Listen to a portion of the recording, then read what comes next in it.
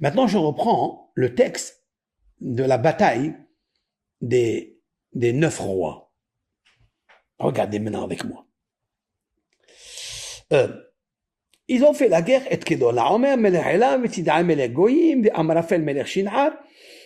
Les 5 rois ont fait la guerre avec ces rois-là.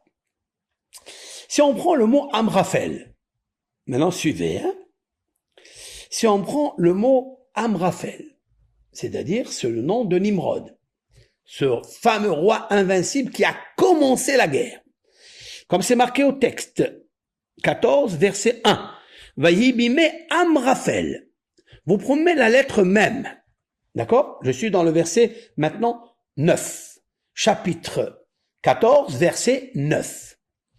Et kedor la omer melech elam Amraphel. Vous prenez la lettre même. Vous comptez 88 lettres. 4 fois. Vous comptez la première, c'est le même 40. Vous comptez 88, je vais vous dire pourquoi 88 de suite. Vous comptez 88 lettres, vous trouvez Shin. Encore 88 lettres, vous trouvez Yud.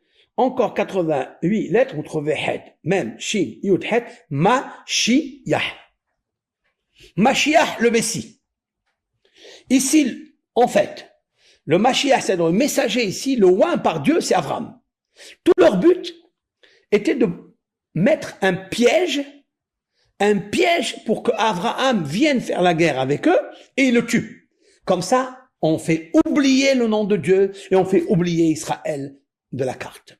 Fini. C'est-à-dire la vengeance de la tour, les 70 hommes qui étaient dans la tour de Babel, qui deviendront les 70 nations, veulent faire tomber Abraham. Parce que la tour de Babel, c'est lutter contre Akadosh Baruch Hu, contre l'Éternel. Ils ont pris, soi-disant, des haches, si l'on peut dire ainsi. Ils ont dit, on va monter avec des échelles et on va éliminer le sauveteur du monde, le créateur unique du monde. Dieu, il a dit, je ne sais pas. C'est les mêmes qui reviennent, en fait, ici, pour faire une guerre entre eux, pour capturer Lot, qui était Ben Ahiv, le neveu d'Abraham, donc le neveu d'Abraham, et le frère de son père, et tuer Abraham. Et Abraham n'a pas eu peur. Il est allé, il est rentré par la foi en Dieu, par la croyance en un seul Dieu. Il a chanté à Dieu, il a fait des louanges, et il a sauvé Lot. Il a ramené les captifs. D'accord? Et qu'est-ce qu'on voit ici? Pourquoi 88? Parce que 88, c'est la valeur numérique du mot pah. C'est quoi pah? Pah, c'est le piège. Voilà le piège de la guerre. Tout le piège de la guerre, où la guerre est un piège, c'est le piège énorme de cette guerre qui arrivera dans Gog ou Magog, c'est qu'il y a un seul but. Bo'u venachidem migoy, venez, on va les anéantir des peuples. Velo Isacher Shem Israël Od, psaume 83, et que le nom d'Israël n'apparaisse plus dans la carte. Vous comprenez ça? Mais l'espoir d'Israël, Venetzach Israël lo yichazev, il est écrit dans une des prophéties que la victoire, pas tout à fait le mot la victoire, la pérennisation, l'éternité d'Israël, jamais elle sera affectée. Jamais. Et on l'a vu. Qui a imaginé qu'après 6 millions de juifs et d'autres, je dis 6 millions de juifs, qui ont été décimés, gazés, spoliés, violés, vendus, tués, assassinés par Imachemam, les Allemands de l'Antique, de Hitler, que son nom soit effacé, Zer Amalek, qui a dit qu'ils allaient renaître de ses cendres? Qui? La Torah, elle a dit. Tu as dit que tu vas enlever le nom d'Israël. Qu'est-ce qu'il a cherché, cet homme-là? Ce bourreau-là? Qu'est-ce qu'il a, ce Gestapo? Qu'est-ce qu'il a cherché? Hein? Il a cherché que le nom du juif n'apparaisse plus dans la carte. Voilà la ligne. Et où il est, oui, lui, et où ils sont? Le Ham Israël. Le Ham Israël, il sera encore plus fort et plus fort et plus fort. Encore plus fort. Plus tu veux l'écraser, plus tu veux l'étouffer, plus tu veux l'oublier, et plus il apparaît plus encore dans la carte. Écoutez-moi, Tout le monde le sait aujourd'hui, les scientifiques, les médecins, les neurosciences. Ils parlent de ça, ils disent, mais monsieur, mais le monde entier est des milliards de kilomètres avec des milliards d'êtres humains. Qu'est-ce que tu viens t'occuper d'un petit pays qui a 9 millions d'habitants? Qu'est-ce que tu veux? C'est le petit poussin. Mais qu'est-ce que tu veux? D'ailleurs, la guerre de l'Ukraine avec la Russie, elle s'est faite oublier. Quand il s'agit d'Israël, c'est le monde entier qui est braqué. Aujourd'hui, toutes les chaînes de télévision et les radios et il revient que sur ça. Israël. Plus tu veux le faire descendre et plus il monte. Ça, on l'a eu, ce présage. On l'a eu en Égypte. Le pharaon, il a dit, on va les décimer complètement, ces Hébreux-là, et on va les faire oublier du monde. La Torah nous dit, plus il veut l'affliger, l'écraser, le faire oublier, ainsi il se pullulait sans pilule. Et il montait, il grandissait, et la multiplicité, elle a rempli toute la terre d'Égypte. Vous avez vu? Ça sert à rien. Ça sert à rien. Et ça, c'est écrit dans la Torah. Maintenant, ce qui est juste, c'est que toutes ces guerres-là, tous ces 9 rois, ça sera les 9 rois de Gog Magog. Et quel est le but? C'est d'enlever la émouna d'Israël, d'enlever la foi, la croyance en une Torah, de dire Israël, Dieu l'a abandonné. Mais il a fait l'idolâtrie, il s'est révolté contre Dieu, il n'a pas écouté, il a été ingrat. Mais qu'est-ce que c'est, Vélo Isacher? C'est pas des croyants. Tout le but, c'est ça. Et le désespérer qu'on n'ait rien. Mais c'est pas vrai. Parce que la Torah, mon cher Rabbeinu, il dit, tu sais cette guerre-là, j'ai pas envie de te la raconter, parce que tu vas rien comprendre. Mais juste un message, je vais te donner. Que de là, il va sortir Mashiach. C'est pourquoi que je vous dis que après 88 lettres de Sceau, depuis le même de Amraphel, la lettre même de Amraphel, même Shin, Yud, Het, Mashiach, va sortir ici Mashiach. Ça veut dire, en fait, c'est la guerre de maintenant.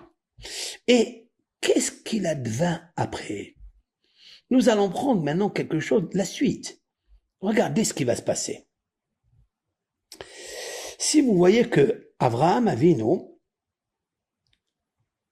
est venu, donc le fugitif, pour lui raconter à Abraham que son neveu est en captif et il va le ramener. Et Abraham Avinu, il va lui dire à Melech Sodom, écoute, moi je veux rien de tout ça, prends tout, juste ce que les guerriers ont mangé. Ils ont mangé pendant la guerre parce qu'ils avaient faim, et ça c'est permis de manger pendant la guerre. C'est pas considéré comme un vol. C'est pas considéré comme un vol. Sinon, ça aussi je t'aurais rendu. Et l'autre, il est en extase. Et en fait, le texte nous dit, c'est pas considéré comme un vol. Le nom du vol, c'est Hamas. Dans la Torah, je parle pas du groupe terroriste, je parle pas de ça.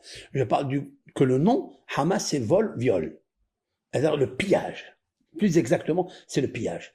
Il dit, Abraham, au roi Malki-Tzedek et le roi de Sédom, il dit, écoutez, vous, le roi de Sédom, vous avez l'habitude de piller. Vous êtes Birsha et vous êtes Bera. Vous êtes des personnes qui volaient, de l'époque, je parle de l'époque, vous volez à votre communauté, vous volez à vos citoyens, vous les laissez mourir de faim et vous mangez des milliards d'argent qu'on vous donne. C'est ce qui se passe aujourd'hui. Et Abraham, il lui dit, écoute, moi, je veux pas m'enrichir de tout ça. Ça m'intéresse pas. Moi, il y a une seule chose que je veux. C'est lever mes mains à Dieu. Je sais que il y a un supérieur, il y a un Dieu, un seul, et qui a façonné la terre et le ciel, et c'est à lui, et celui qui m'enrichira. Et jamais toi, tu vas dire, prends le butin afin que tu m'enrichisses. C'est pas toi, l'homme qui m'enrichit, c'est Dieu à qui j'ai confiance, et j'ai pas besoin de richesse, car la plus belle richesse, c'est lui, c'est Dieu. Et là, la même chose, c'est magnifique. Après un saut de 31 lettres, dans ce texte-là, du chapitre 14, verset 20 21, 22, 23, vous trouvez le mot Mashiach. Vous trouverez encore le nom de Mashiach, le Messie. Ça veut dire que l'époque messianique, ce sont des gens qui vont avoir la foi et la croyance à 100% comme Abraham et qu'aucun peuple ne pourra les toucher. Si déjà les 4 rois invincibles n'ont pas réussi, c'est sûr et certain que toutes les puissances que nous connaissons, qui sont que des marionnettes devant l'époque de la guerre d'Abraham. Et qu'est-ce qu'il arrive après? Quelle section arrive après? C'est le chapitre de Ishmaël. Écoutez ça. Nous sommes dans la paracha de Lech Lecha. Hein? Et je relis donc le texte qui va vous surprendre et vous prendre sûr. Va yomer la malach Hashem. Donc je suis dans le Bereshit Tetzaïn Pasuk Yud Aleph. Bereshit Genèse chapitre 16 verset 11. On va lire le verset 11 et le verset 12. Sans plus. 2 versets. Qu'est-ce qui est marqué? Va yomer la malach Hashem. Ça c'est donc l'histoire, l'anecdote que Abraham Avinu, Sarah lui a demandé que Ishmaël il se comporte pas bien. Je veux pas qu'il reste avec mon fils Yitzhak. On va les séparer. Je veux pas qu'il hérite avec lui. Donc là commence un petit peu la séparation des choses. C'est pas nous, hein. C'est pas notre époque. C'est déjà de l'époque de Abraham, qui avait les 2 femmes. Il avait sa femme maîtresse, la maîtresse de maison, Sarah, et il avait la servante qui était Agar.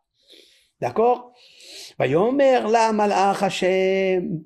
Agar, ineharat violadat ben. Tu vas accoucher d'un enfant. Bekarat Shemo Ishmaël. C'est lui qui lui donne le nom de Ishmaël. Pourquoi? Kishama Hashem el Onier, parce que Dieu, il a entendu ta souffrance. Elle avait pas d'eau. Elle avait jeté Ishmaël à une distance d'arc. C'est-à-dire, un arc, il jette une flèche à une distance, et donc elle a éloigné de lui, parce qu'en fait, c'est ça. Ishmaël, c'est l'arc, parce qu'Ishmaël, c'est Yado Bakol Viat Kolbo, puisqu'il vit dans le désert, il chassait les animaux, etc. de l'époque. Et Dieu a entendu comment on appelle ça, ta souffrance. Mais il sera un homme sauvage, Yado Bakol Viat Kolbo. Et voici ce qui est marqué dans le texte. Et après c'est marqué que Ishmaël, il a fait Teshuvah, que en fait, Ishmaël, il est revenu complètement à Dieu. Et la Torah, elle dit de lui, Vayamot Ishmaël beseva tova. Et Ishmaël est mort avec une vieillesse, une belle vieillesse. Et Rashi, il dit, pourquoi elle nous dit une belle vieillesse? C'est seulement les tzadikim, seulement les gens justes, que la Torah, elle dit sur eux ce terme, qu'ils ont fait Teshuvah et ils sont morts dans la vieillesse. Ça veut dire il est revenu à Dieu complètement. Il a commencé à changer complètement de la façon qu'il avait avant, hein, et qu'il a craint Dieu. Il s'est complètement lié à Dieu. Et la Torah, Moshe Rabbeinu, il écrit sur lui, Vayamot Beseva Tova. Alors voilà ce qui est marqué dans le texte. Alors je me suis dit, mais pourquoi la Torah, elle juxtapose l'histoire de la naissance d'Ishmaël et la bénédiction qu'il lui donne, qu'il va avoir beaucoup de chlosia, comment on appelle ça, d'enfants, beaucoup de personnes, d'accord, de Ishmaël. Pourquoi elle nous juxtapose cela à l'histoire de la guerre? Et quand je regarde, je trouve, c'est incroyable. Il y a Vayomer, là, Malach, et l'ange, il lui dit, il y a le même de Vayomer. Vous comptez 30 lettres, vous trouvez le Shin, vous trouverez encore 30 lettres, vous trouvez le Yud, et vous trouverez la lettre Het, même Shin, Yud, Het, Mashiach. J'ai 3 textes. Chapitre 14. Chapitre 15 et chapitre 16, 3 fois le nom de Mashiach dedans. Ça veut dire qu'en fait, Mashiach viendra lorsque Ishmaël, et c'est ça qui est très intéressant, la bénédiction que l'Éternel a par l'ange, a donné à Hagar pour la naissance d'Ishmaël, c'est là où Mashiach interviendra. Et à quel moment? Dans la guerre de Gog Magog. Et ce qui est très intéressant, que dans le psaume 83, le complot a commencé par Édom et pas par Ishmaël. Édom, Ishmaël, Moab, Geval, Ammon, Ve'agrim, les 9 rois cités là-bas, en fait, qui ne sont qu'une réincarnation des 9 rois qui sont cités dans cette section de l'Echlecha, au temps de Amraphel, Nimrod de la tour de Babel. Vous comprenez? Il y a ici tout et c'est complexe, hein, c'est très complexe ce que je suis en train de dire, mais il y a tout dedans.